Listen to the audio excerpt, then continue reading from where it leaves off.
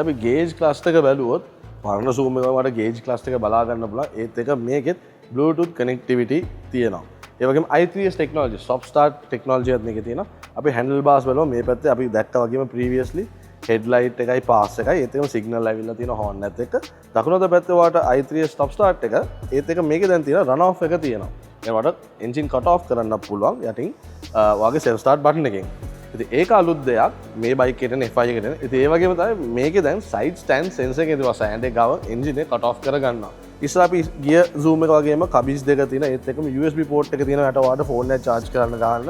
අපි බැලුවා මෙතන ආපහු තියෙන පල්ලෙයා water grab මේ hook එක වාට මොනාරි එල්ලගෙන යන්න seat එක යට gear generation එක වගේම මේකෙත් තියෙනවා light එක. ඉතින් වාට රැයට බඩුවක් දාද්දි ගද්දි ඔයාට මේකෙත් පුළුවන් අර ලයිට් එකෙන් බලගන්න. මොකද මේ දවස් ටික යන දෙයක් තමයි ඔයගොල්ලෝ දැක්කනම් අර ස්කූටර් එක අර ඇතුලේ කැබි එක ඇතුලේ ණයෙක් ඉඳලා වීඩියෝ එකක් තියෙන. ඉතින් ඔයාට ණයා ඉන්නවද කියලා නැද්ද කියලා බලාගන්න මේකේ ලයිට් හැම ඇවිල්ලා තියෙන. ඉතින් ඒක ඇඩඩ් ෆීචර් එකක්. ඒත් එකම zoom කියලා ට්‍රැඩිෂනල් වට ඇවිල්ලා තියෙන ලෝගෝ එක. මේ decal set එකම අලුතෙන් තමයි මේ බයික් එකට ඇවිල්ලා තියෙන්නේ. ඉතින් ඕක තමයි side profile එක ගැන කතා කරද්දී